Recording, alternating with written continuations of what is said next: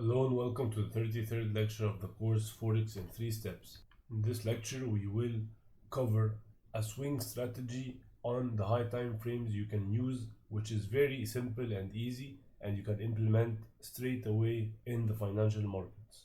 The theory is a famous trading theory called the Dow theory, and this theory created the strategy that we will cover today.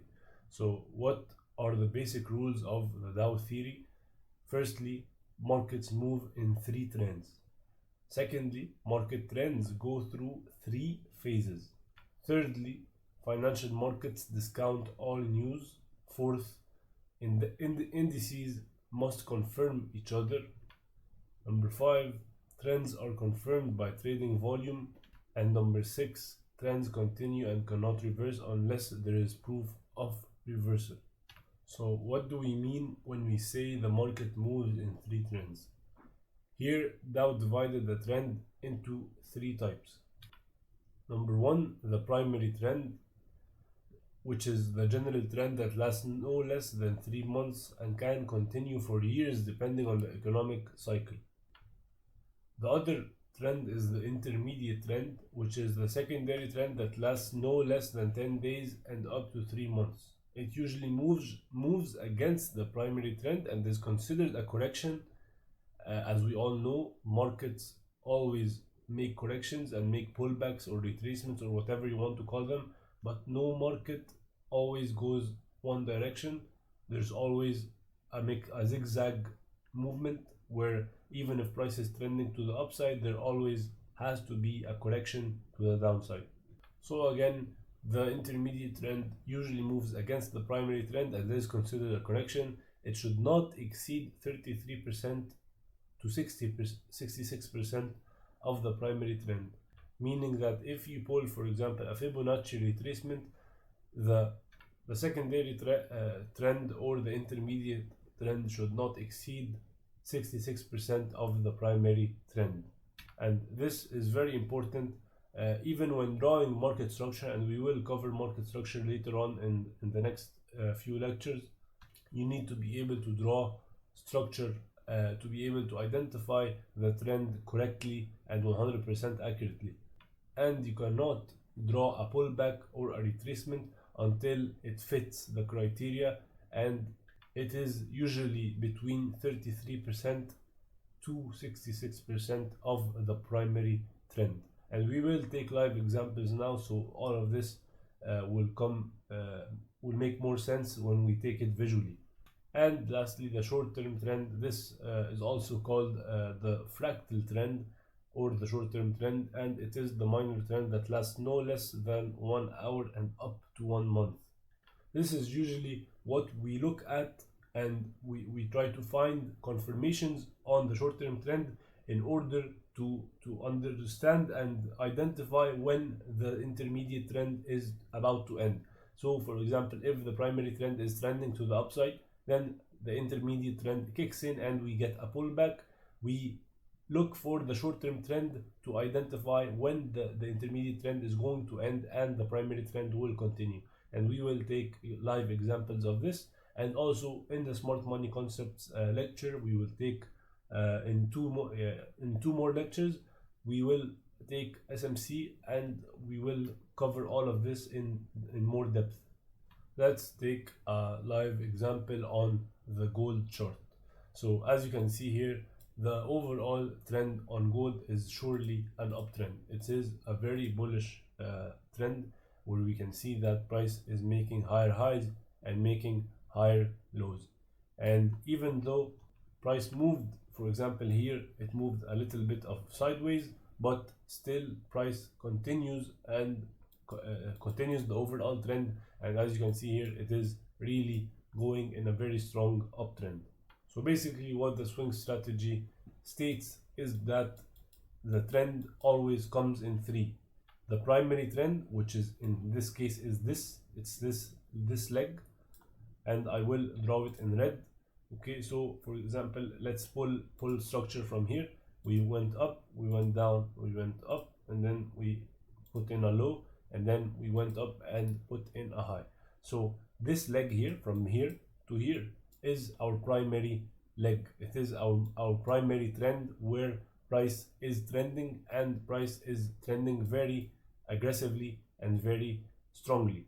And then there comes the intermediate trend, which is basically the pullback. So as soon as we start losing this, for example, losing structure, and we are seeing signs of weakness, then this is the intermediate trend, and the intermediate trend started as soon as we started breaking to the downside. And even if we measure it, if we measure the from here to here, we will find out that the intermediate trend is around 46%. So gold fell by 46%, by 45% from this high to this low. And if we start measuring the primary trend, we will find out that it increased by 180%. So this fits the criteria that is needed to identify a pullback, if this is a sufficient enough pullback or not. And indeed it is in this case sufficient, because the pullback is 33%, is between 33% and 66% of the main primary trend.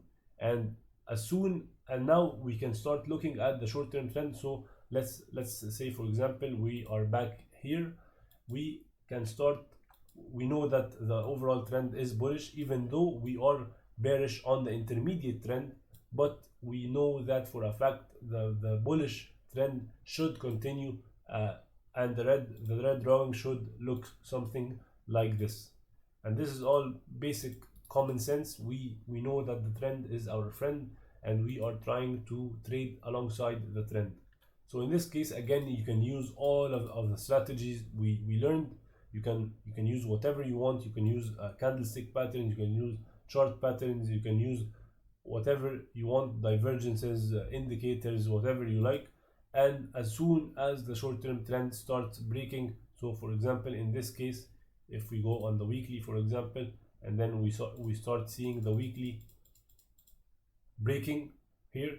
So for example, in this case, I just waited for a simple break of structure, and we will cover market structure, do not worry. But in all simplicity, we just went down, we went up, we went down, we went up, we went down, and then we started breaking. And as you can see, there is also a chart pattern, the three candle chart pattern, where three candles are followed by each other, especially since it's on the weekly. So this for me is a nice place to buy.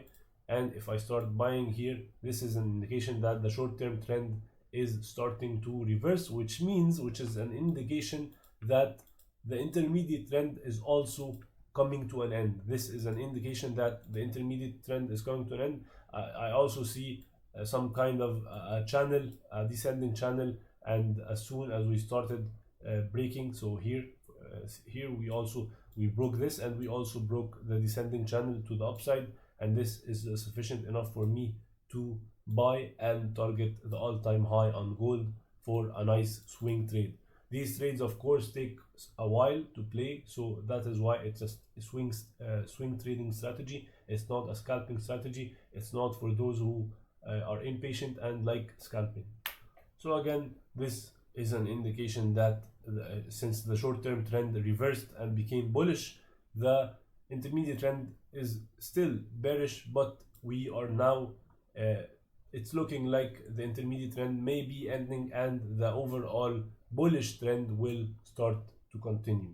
And if I play this trade, we will find out that of course it's gonna take some time, but let's see how it plays out.